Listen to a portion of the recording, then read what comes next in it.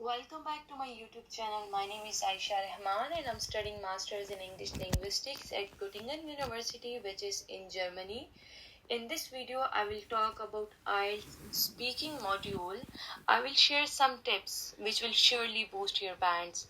Being English linguist, I would share those tips. I hope you never know about them before, and as I also give attempt of IELTS last year and I secured 7 bands just because I followed these tips which I am going to share in this video. Moreover, if you guys want to practice with me, just write in comments about it. I will contact first 10 persons and share Zoom link for practice of English speaking module. Okay, before sharing tips, I request you to subscribe my YouTube channel to watch more informative videos. I also post content regarding exploring Germany, how you can get admission in Germany, like the documentation and all the process. Your subscription really means a lot. Now I'm going to share those tips. Tip number 1 is never memorize your answers. Especially in the part 1, memorized language doesn't give the examiner an accurate measure of your English language skills. The examiner will be able to tell if you have memorized your answers, and this may influence your final band score. So don't go for this memorizing thing. Tip number 2 is never use big and unfamiliar words. Just use those vocabulary about which you know where to use, when to use, and in which context you are using. So there is a higher chance of making mistakes by using the unfamiliar words. You may mispronounce those words or using them in the wrong context, so mistakes can affect your final band score. Just use those words which you know about. Tip number 3 is try to use a wide range of grammatical structures, using complex and simple sentences to express what you want to say.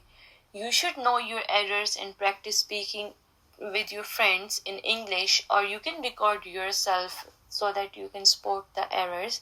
If you hear an error, just make sure to correct yourself, because whenever you will speak in the test, the examiner assess your speaking skills on the basis of your fluency and coherency, like you are fluent whatever you're speaking or you're just using those memorized words, and the lexical resources as well, like what type of vocabulary you're using just a simple vocabulary or you are using some of the complex one as well in the pronunciation. Tip number 4 is don't worry about your accent. Don't go for the fake or artificial accents, because English is not our native language. So obviously we can't have the British accent, the Canadian one, Australian one, and all those accents. So just try to stay natural. Don't act as fake.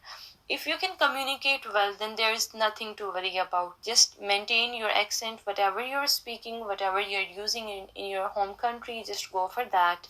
Number 5, pause to think. There is no harm in taking a brief pause to think about what you want to say. We all do it in the process of questions. So you can use simple phrases to give you time to think during the speaking test. Phrases like, I've never thought about that, but like using these phrases, you have time. You can process the answer in your mind, and then you can say.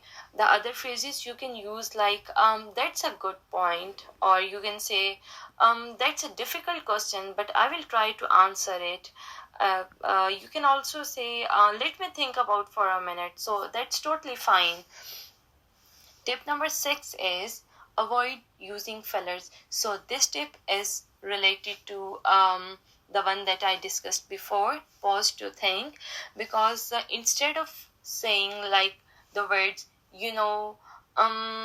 uh-huh, or yeah, well, like these are fillers. So instead of using these fillers, just go for the phrases like I've never thought about it, but, or like whatever I have mentioned before. So just use that. Next step is extend your answers. Try and answer the examiner's questions in full. Extend your answer and don't wait for the examiner to prompt you with a question. When your answers are short, this shows the examiner that you cannot talk enough or you cannot explain the situation what you want to just because of lack of vocabulary. So if the examiner says why, they are prompting you to give a reason for your answer and to extend more fully.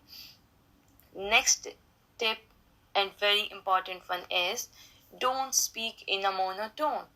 Sometimes when we speak, we produce a very flat sound, a very monotone, or with very little variations. This makes it more difficult to express what you want to say and make it more difficult for the listener as well to identify what parts of message are the important. So always try to put emphasis on certain words and pausing at sections in your speech. It can make your conversation with the IELTS examiner more engaging and more interesting. So take care of this as well. It also increases the flow of your conversation. So always remember, you can use your hands to gesture and help the rhythm of the conversation, or vary the stress and intonation as well to add the emphasis what you want to say, what you want to deliver, and don't speak in a monotone. Next, and one of very important tip is always go for the stress and the intonation. This point I will elaborate you with the help of an example. Let's suppose the examiner asks you, what is your favorite food? You can just say in a monotone like, my favorite food is biryani. I love to eat biryani and I eat it often, like this. Okay, so if you say and like this, my favorite food is biryani and I just love to eat it. Whenever I think about biryani, my mouth starts watering. Okay, so this is the intonation. This is the stress I put on the word love. I love to eat biryani. You can say that I love to eat biryani. No, just say that I love to eat biryani so that you can just show your happiness regarding the food you like to eat. So this is intonation. It is very important to maintain the stress and intonation in your speech.